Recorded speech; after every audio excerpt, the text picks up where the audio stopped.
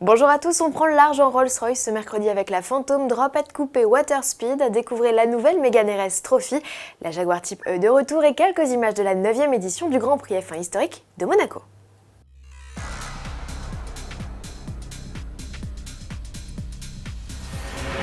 Plus venimeuse que la Mégane RS, la Mégane RS Trophy. La Griffe fait son retour avec cette nouvelle génération de la compacte Renault. Au menu 275 chevaux tirés du 2 litres essence, soit 10 chevaux de plus que la sportive actuelle, et un châssis Cup de série. Pour compléter la panoplie, Renault Sport a fait appel à Öhlins pour les amortisseurs et à Krapovic pour l'échappement en titane. Plus de doute, c'est bien cette déclinaison que Renault a envoyée sur le Nürburgring à la reconquête de son titre de compacte traction la plus rapide sur l'enfer vert, récemment piqué par la Seat Leon de 280 chevaux. Une formalité visiblement pour Renault qui, au regard de sa campagne de communication baptisée Under 8, semble confiant pour récupérer le titre. En attendant tous les détails sur ce record, le 16 juin, les fans peuvent commencer à économiser, mise à prix 38 000 €, soit 6 000 € de plus que la RS traditionnelle. Pas donné, ouverture du carnet de commande le 3 juin.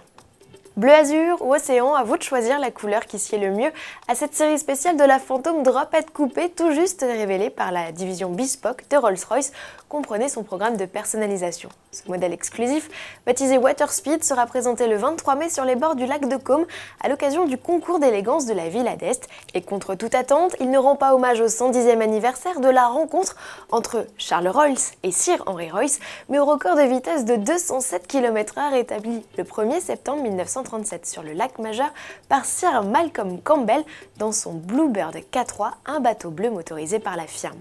Du bleu que l'on ne retrouve pas seulement sur la carrosserie et dans l'habitacle, mais aussi, et c'est une première, dans le compartiment moteur où trône le V12 de 460 chevaux, une édition collector déclinée à 35 exemplaires. Ces modèles-ci aussi sont déjà cultes, ce sont les 6 types lightweight que s'apprête à reconstruire Jaguar. Il s'agit des 6 véhicules jamais produits sur les 18 que comptait initialement assembler le constructeur en 63.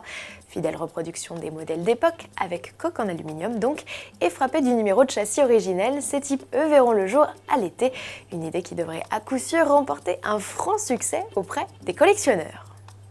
De retour d'Espagne où se tenait le 5e Grand Prix de la saison 2014, Jean-Louis Moncey, notre spécialiste F1, n'a pas manqué de faire une halte dans nos studios. Au programme, l'enregistrement de notre traditionnel entretien d'après-course, à visionner d'ailleurs dès à présent sur son blog, et un clin d'œil au Grand Prix historique de Monaco qui se déroulait le 11 mai dernier. C'est le rendez-vous des collectionneurs et des collectionneurs de très belles monoplaces. Parce qu'on voit dans le paddock la Formule 1 depuis 1950.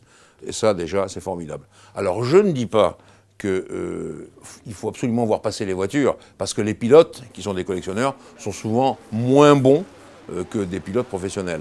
Mais déjà, le paddock, ça, c'est formidable. Et puis, de plus en plus, les professionnels, justement, viennent. Alors, il y avait Gerhard Berger, il y avait Alain Prost, il y avait Damon Hill, par exemple, autant de stars. Et ce que je peux dire, c'est qu'on en a profité.